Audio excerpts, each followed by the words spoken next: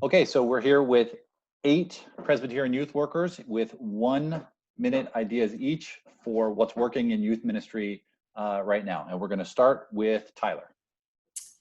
I'm Tyler Wolfkale. I work at Second Presbyterian Church in Indianapolis. And the thing that has been working for us recently is that we've been trying to provide a space for our students to meet together and simply be authentically in that moment as who they are and what they might be emotionally carrying with them. We've noticed that as students have been somewhat cut off and isolated from their normal social interactions between school and clubs, etc., that it's been really important for them to have a space where if they're excited, sad, disappointed, whatever it might be, that they can be that around other students and adults who care about their well-being. Excellent. Thanks, Tyler. Tully? Hi, I'm Tully Fletcher, and I am a youth pastor for 3 churches outside of Atlanta, Georgia. And for me, the number one thing I've learned over the last few weeks is that whatever you're doing, it doesn't have to be perfect. It doesn't need to be this like highly produced or edited video. It doesn't need to look professional. You don't need $2,000 worth of equipment, and you don't need to spend hours planning it. Just being there for the youth in this time, in this crisis, in this really unusual space is the most important thing, continuing those relationships. And also when you're in that moment, when you're in that Zoom youth group or coffee shop or whatever it looks like, you just want to roll with the energy that the youth bring. So if you've spent time saying, hey, we're going to talk about this scripture, and then the youth are wanting to do something totally different, be flexible and just be willing to be there for them and with them. So that your teaching and your theology can kind of take a back seat to whatever it is that the youth are bringing in that moment. Thanks. Terrific. Thanks, Tully. Shelley. Hi, I'm Shelley. I'm an associate pastor for a Presbyterian church in Stamford, Connecticut. And I think the thing that's been really the most helpful for us is that creating structure for our time together. So we're meeting on a regular basis over Zoom, and that's what they're really feeding off of, is knowing what the structure is going to be. And so we start our time with basic introductions of our week, of highs and lows. What's the best thing this week that happened to you, and what's been the most difficult thing this week that's happened to you?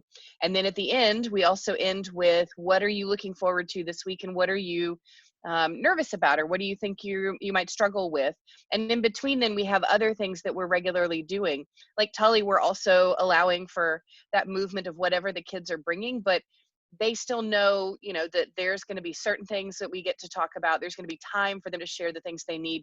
And so just that regular repetition of, this is sort of like our basic schedule of how we're going to spend our time together has really helped them focus, and I think has brought a good sense of clarity. And so however people are able to do that for their youth, of just give them that repetition so that they have an idea of what's coming when we're in such an uncertain time. It's a small thing, but I think it really does make a big difference. Yeah. Thanks a lot, Shelley. Sarah. Hi, I'm Sarah Lear. I work at First Presbyterian Church of Dallas. And my title is Director of Youth and Their Families. So for me as a practitioner, working with families is a huge part of what I do.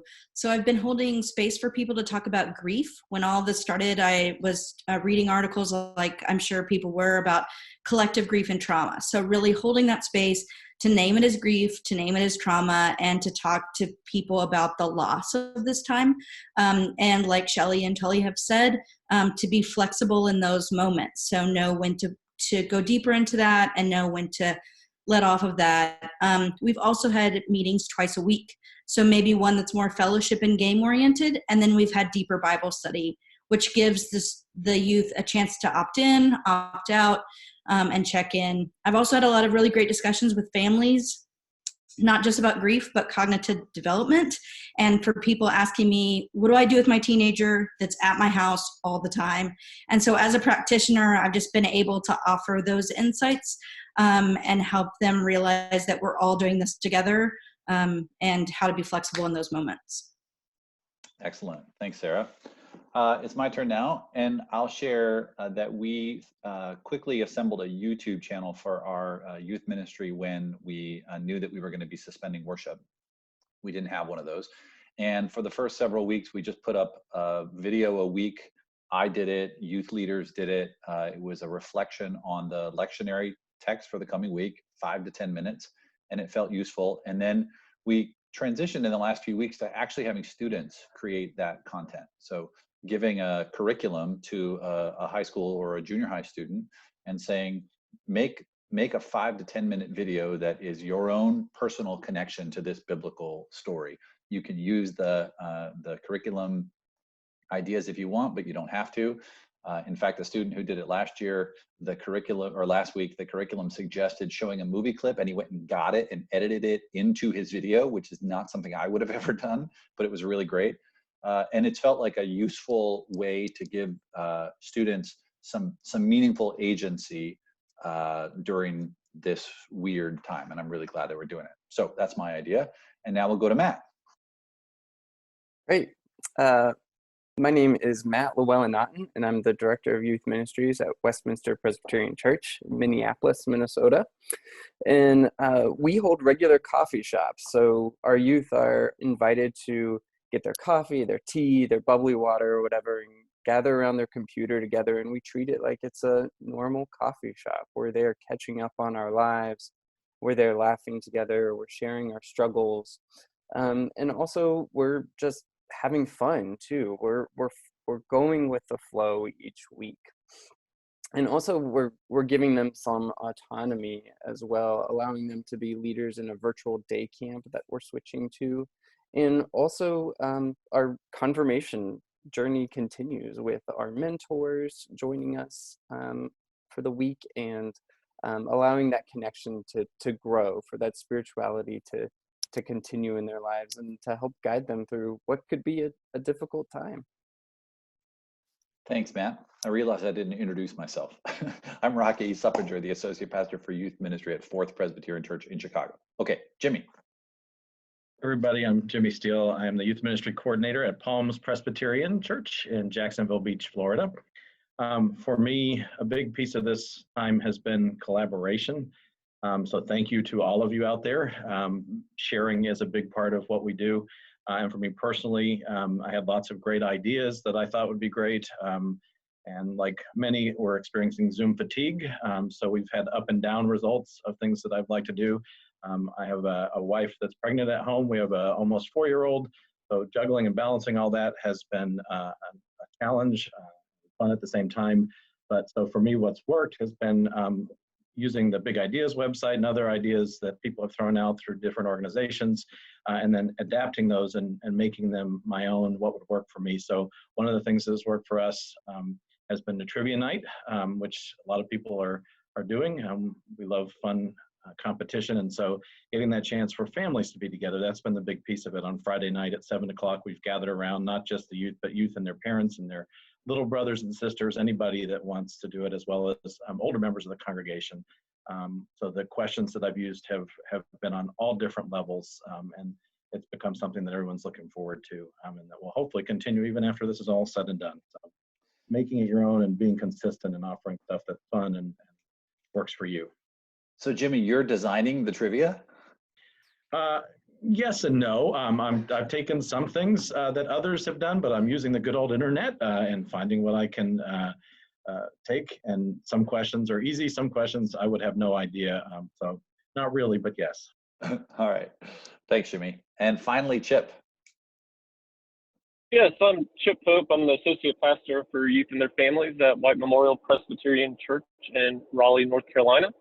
And one of the things we are continuing to look at is how do we help our high school seniors, our graduating seniors, mark this milestone with everything that is changing for them in terms of the kind of markers that are supposed to come at the end of their high school year.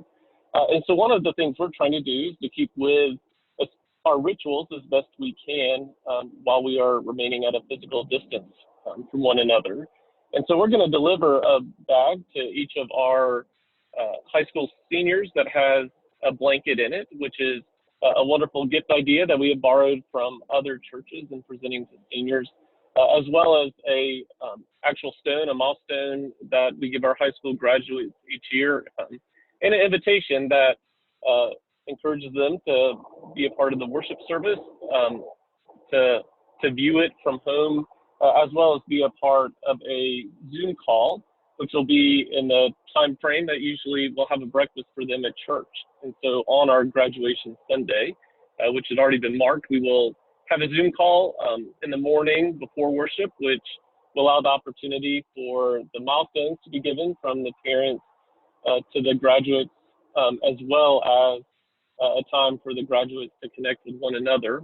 And then during the worship service, we will recognize the graduates by name.